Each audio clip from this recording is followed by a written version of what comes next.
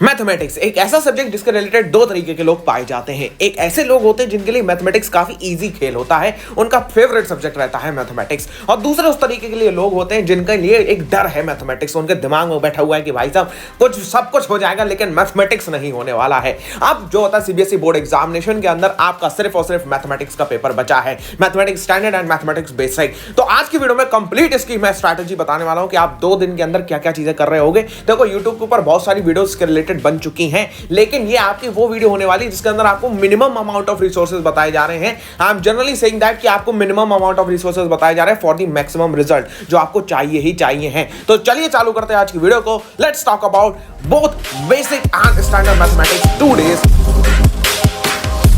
Mathematics की बात strategy के बारे में बात करते हैं। सबसे पहले एक चीज मैं क्लियर कर दूं, यहाँ पे मैं आपको मिनिमम अमाउंट ऑफ रिसोर्सेज बता रहा हूं जिससे आपको मैक्सिमम अमाउंट ऑफ रिजल्ट मिल सकते हैं। तो सबसे पहले आपके पास में दिन बचता है 19 मार्च का, 20 मार्च का, यानी 2 दिन आपके पास में है। अब ये 18 मार्च का दिन आपके क्यों इंक्लूडेड नहीं है? 18 मार्च में आप जो भी कर रहे हो उसको कंटिन्यू रखो। 19 मार्च और 20 मार्च में आपको ये 2 चीजें करनी है। 18 मार्च में रिवीजन करना है, कुछ भी करना है वो आप कर सकते हो, वो आपके ऊपर है आप क्या करोगे। लेकिन 19 और 20 को मैं बात करता हूं कि आपको करना क्या क्या है। ध्यान से सुनिए। 19 मार्च को स्टैंडर्ड मैथमेटिक्स की सबसे पहले बात करते हैं।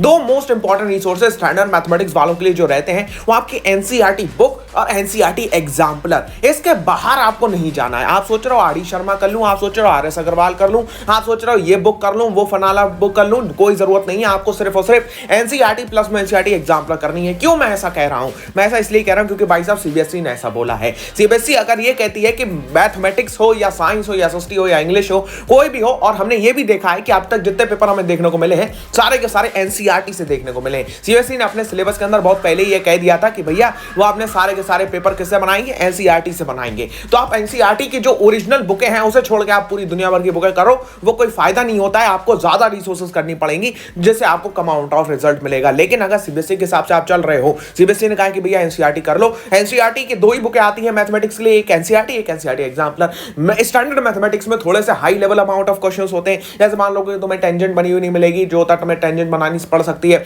एरिया रिलेटेड टू सर्कल्स में तुम्हें थोड़ा सा घुमाया हुआ क्वेश्चन मिल सकता है। ट्रायंगल्स में अगर जो होता है सिंपली तुम्हें अगर बेसिक वाले हैं उनको डायरेक्टली एनसीईआरटी से क्वेश्चन मिलेगा तो तुमको थोड़ा सा उधर घुमा फिरा के कुछ क्वेश्चन दे देगा। तो वो क्वेश्चंस कहां मौजूद है? वो आपके एनसीईआरटी एग्जाम्पलर में मौजूद है। तो do out the NCERT exemplar and plus में एनसीईआरटी विद एग्जांपल्स। ठीक है, ध्यान से सुनिएगा, विद एग्जांपल्स। एंड जो होता है जो आपकी ऑप्शनल एक्सरसाइजेज हैं स्टैंडर्ड मैथमेटिक्स वालों को वो करनी है 19 मार्च के अंदर। कोई ज्यादा बड़ी बात नहीं है। एनसीईआरटी बहुत पतली सी बुक होती है। एनसीईआरटी एग्जाम्पलर भी आप आराम से पूरे दिन के अंदर बैठ के कर सकते हो। ध्यान रखना एक बात को, मैथमेटिक्स कोई भी आपको सिखा नहीं सकता है। मैं आपको पढ़ा दूं मैथमेटिक्स, मैं आपका कराते चला जाऊंगा a + b का होल स्क्वायर, आपको समझ में आता जाएगा। लेकिन जब आप खुद अपना पेन चलाओगे तो वो सब चीजें इधर से उड़ जाती हैं। फिर होता है कि भैया दिमाग ब्लैंक हो रहा है। मैथमेटिक्स तब तक नहीं आने वाली जब तक आप अपना पेन नहीं चलाओगे। आपका पेन नहीं चलेगा, आपको लिखना है आंसर एग्जामिनेशन में। वो जो टीचर आपको पढ़ा रहे हैं यूट्यूब पे उनको नहीं लिखना है। तो क्वेश्चन सॉल्व करो लेकिन खुद करो जाके। ठीक है, नहीं समझ में आ रहा है then go and watch out the YouTube. And YouTube के अलावा आप गूगल पे सब जगह सर्च मार सकते हो।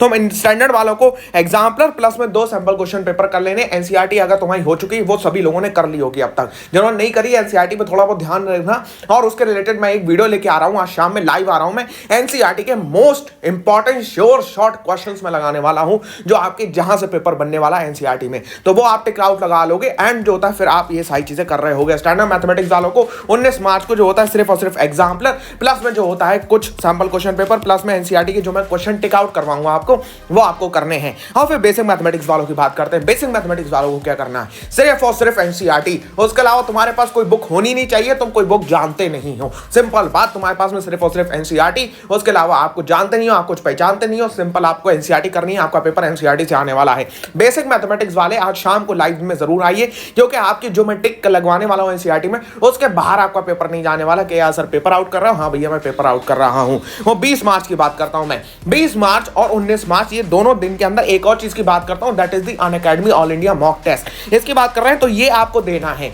ये किसकी जगह पे देना है? या आप सैंपल क्वेश्चन पेपर सॉल्व कर लो, या ये 12 बजे रोज हो रहा है तो या 12 बजे दे सकते हो। 18, 19, 20 यानी कि आज भी हो रहा है, कल भी हो रहा है, परसों भी होगा। तो मैं आपको रिकमेंड करूंगा कि आप 19 मार्च को इसको दे दो, या तो आप 20 मार्च की 12 बजे इसको दे दोगे। ये आपका सैंपल क्वेश्चन पेपर की तरह वर्क करेगा।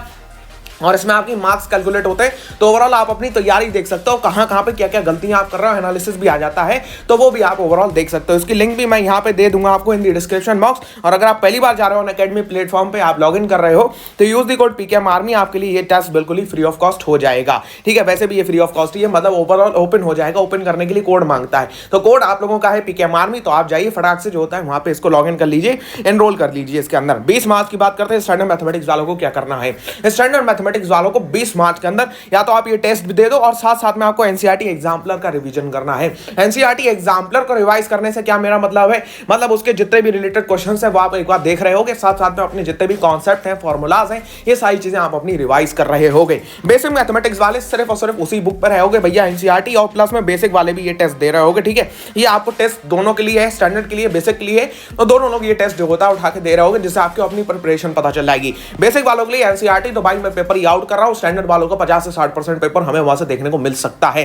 तो ओवरऑल मैथमेटिक्स के अंदर मिनिमम रिसोर्सेज ये रहने वाले हैं for the maximum result. Maximum resources तुम उठा के देख लो मिनिमम रिजल्ट के लिए, वो तुम्हें दुनिया भर के मिल जाएंगे, सब कुछ मिल जाएगा भाई। तुम्हें कुछ भी जो होता है छोड़ने की जरूरत नहीं है। लोग तुम्हें आरडी शर्मा भी अभी करने के लिए बता देंगे कि भैया 2 दिन है ना आरडी शर्मा कर डालना पूरी, 2 दिन है ना आरएस अग्रवाल कर लेना, 2 दिन है ना प्रदीप पांडे कर लेना, ये कर लेना, वो कर लेना। दुनिया भर के लोग तुम्हें आगे बता सकते हैं, लेकिन मिनिमम रिसोर्सेज ये रहते हैं सीबीएसई के अंदर फॉर द मैक्सिमम रिजल्ट। इसे फॉलो करके कोई भी बच्चा 80 से लेकर 90% मार्क्स छोड़ सकता है मैथमेटिक्स के लिए। बेसिक मैथमेटिक्स वाला है तो भाई साहब आज शाम को आ जाना 8 बजे, आपके लिए जो वीडियो लाइव होने वाली है उसकी लिंक मैं इन द डिस्क्रिप्शन बॉक्स और इन द एंड स्क्रीन लगा दूंगा, वो भी आप जाके जरूर देखिएगा। ठीक है, बाकी जो भी लोग नए आ रहे हैं चैनल को सब्सक्राइब जरूर कर लीजिए, इसके रिलेटेड आपकी बहुत सारी हेल्प होने वाली है। आप लोग 11th में मूव कर रहे हैं तो उसके रिलेटेड भी हम आपके लिए कंटेंट डाल रहे होंगे। तो I will meet in the next video, till then goodbye. अगर वीडियो अच्छी लगी इसको लाइक करिए जरूर, अपने हर एक दोस्तों को शेयर करिए, and I will meet in the next video, till then good bye.